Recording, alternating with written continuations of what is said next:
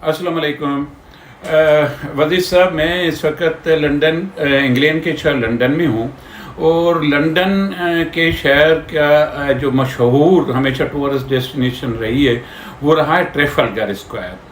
अच्छा, मेरे पीछे मैं जब ट्रेफल स्क्वायर में अभी वज़ीर साहब देख रहा हूँ, घूम रहा हूँ और इसका मैं वीडियो भी बना रहा हूँ, तो मुझे एक बड़ा इम्पोर्टेंट स्टेचू नज़र आया जिसका ताल्लुक इंडो पाक और पाकिस्तान और सिंध और हैदराबाद के हिस्ट्री से जो मुझे याद पड़ रहा है, क्योंकि मैं इतनी ज़्यादा जो है ना वो नहीं जानता हिस्ट्री। तो मैं आपको गुजारिश करूँगा कि ये जो पीछे आप मेरे तस्वीर देख रहे हैं ये है नेपियर की।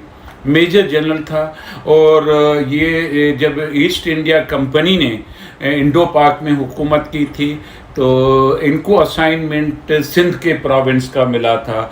और यहाँ पे मुझे जो थोड़ा बहुत याद पड़ रहा है, अगर मैं गलती कर रहा हूँ, तो सिंध के करीब कहीं एक वार हुई थी, तो इस जनरल का उसमें बड़ा रोल था।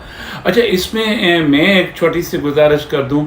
देखें, ये जो मेजर जनरल है नेपियर, आज भी कराची में एक रोड है जिसको नॉर्थ नेपियर रोड कहते हैं, वो भी इनके नाम से। तो जब ये नाम मैंने रिकॉल किए तो मुझे उसका जो है ना काफ़ी तजस्सुस हुआ।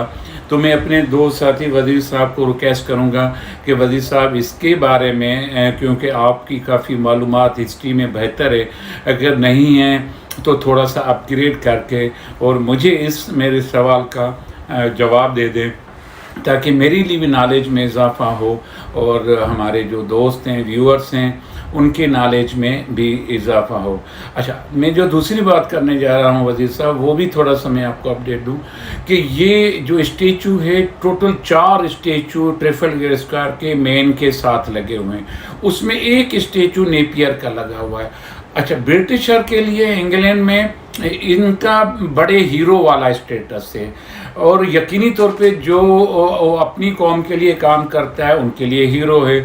और हमारे लिए तो नेचुरली उसका एक अलग किरदार है, क्योंकि हमारे लिए तो वो मफतूर रहा और हम मजलूम रहे। उसने जो है वो काफ़ी, जो मुझे याद पड़ रहा उस जंग में लोग हमारे शहीद भी हुए थे आज़ादी में अपना दिफा करते हुए, तो अंग्रेज़ों ने जब हमला किया था। तो मैं आपको गुजारिश करूंगा कि बाकी अपडेट हमें बताएं, ताकि हमारे व्यूअर्स की भी नॉलेज में इजाफा हो, हमारी नॉलेज में भी इजाफा हो। शुक्रिया बुडल साहब, आपने चार्ल्स जेम्स नेपियर के बारे में हमें बताया। चार्ल्स जेम्स नेपियर को फ़ातेह सिंध कहते हैं और ये जंग जो है वो मियानी के मैदान में हुई थी। एक्चुअली चार्ल्स जेम्स नेपियर एक अंग्रेज़ जनरल था। वो 10 सितंबर 1782 में इंग्लैंड में पैदा हुआ। अंग्रेज़ी फ़ौज में वो जब भर्ती हुआ तो उसको फ्रांस भेजा गया और वो फ्रांस के ख़िलाफ़ लड़ा। उसके बाद उन्होंने हिंदुस्तान में अंग्रेज़ी फ़ौजों को चार्ल्स नेपियर को कमांडर बनाया गया और फरवरी 1843 में उन्होंने मियानी के मैदान में सिंधी फ़ौज के साथ लड़ाई की और सिंध पर कब्ज़ा किया। बुडल साहब, चार्ल्स नेपियर 29 अगस्त 1853 में इंतकाल कर गया। बुडल साहब, आपने सुना होगा कि एक मशहूर नारा है होश मोहम्मद शीदी का कि मरसूं मरसूं सिंध न रेसूं। तालपुर फ़ौज के सिपह सालार होशू शीदी का ये नारा आज भी सिंध की धरती के बच्चे बच्चे की ज़बान पर है। लेकिन जिस दिन उन्होंने ये नारा बुलंद किया, उस रोज़ सिंध के जंगजुओं के जोश और जज्बे के बावजूद फतह बारूदी हथियारों से लेस बरतानवी फ़ौज की हुई थी। तकरीबन 178 बरस कबल मियानी और दुआबा के मैदान में लड़ी जाने वाली जंग तालपुर सुल्तनत के आखिरी जंग तस्वर की जाती है। लेकिन आज इसी मैदानी जंग को फिर से एक सरसब्ज़ व शादाब जंगल की शक्ल देने की कोशिशें जारी हैं और इसके माजी के शायान शान हुए। हैदराबाद से सिर्फ 15 किलोमीटर के फासले पर दरिया सिंध के बाएं किनारे पर मियानी के मैदान में हद निगाह खिले फूलों की खुशबू, रंग बखेरतियाँ तितलियाँ پرندوں کی چہچہاٹ سنائی دیتی ہے۔ آج میانی کا یہ میدان جو بظاہر کسی جنت ارضی سے کم نظر نہیں آتا، ماضی میں ایک گھنا جنگل تھا جسے دریائے سندھ کے زرخیز پانی نے صدیوں سے سینچا۔ تاریخ کے صفحات پلٹ کر دیکھیں تو یہ 17 فروری 1843 کا دن تھا جب میانی کے میدان میں ایک خون ریز تاریخ رقم ہوئی۔ انگریزوں کے لیے سندھ کا زرخیز علاقہ اور اس کے وسائل سونے کا انڈا دینے والی مرغی سے کم نہ تھے، جسے وہ ہر قیمت پر حاصل کرنا چاہتے تھے۔ اس کے علاوہ سندھ کا جغرافیہ انہیں کندھار کا زمین راستہ بھی فراہم کر سکتا تھا، اور وہ دریائے سندھ کے ذریعے بھاری ساز و سامان اور اسلحے کی ترسیل کا کام انتہائی آسانی سے کر سکتے تھے۔ یہی وجوہات تھیں کہ سندھ پر قبضہ ان کی مجبوری اور ضرورت تھا۔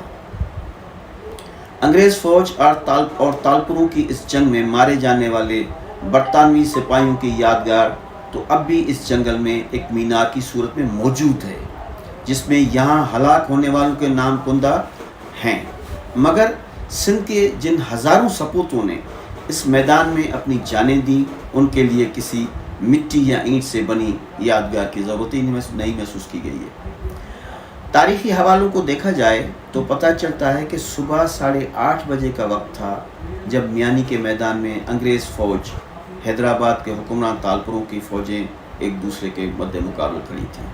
تالپوروں کی فوج 10,000 افراد پر مشتمل تھی، جبکہ دوسری جانب انگریزی فوج چند ہزار سے زیادہ نہیں تھے۔ عددی لحاظ سے کوئی مقابلہ نہیں تھا، اور تالپوروں کی فوج اپنی دھرتی کی حفاظت کے لیے سربکف تھی۔ تاہم یہ کوئی تربیت یافتہ فوج نہیں تھی، بلکہ اس میں عام لوگ شامل تھے۔ دوسری جانب انگریزی فوج تعداد میں کم، مگر وہ تربیت یافتہ اور پیشہ ور فوجی تھے۔ اس روز میانی کا یہ میدان گھنٹوں تک 20,000 سواروں کے گھوڑوں کی ہنہناہٹ اور تلواروں کی گھنگھرٹ سے گونجتا رہا۔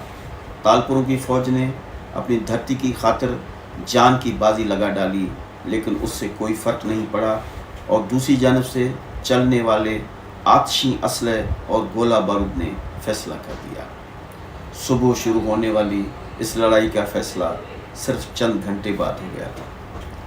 تالپوروں کو شکست دینے والے مشہور برطانوی جنرل چارلس نیپیر نے اپنے ایک خط میں اپنے فتح کے کچھ یوں بیان کیا ہے کہ وہ 20,000 تھے، ہم سے 7 گنا زیادہ، مگر اس لیے ہار گئے کہ ان کے پاس تلواریں اور ہمارے پاس بارود تھا، اور اسی بارود نے ہمارے حق میں فتح لکھ دی تھی۔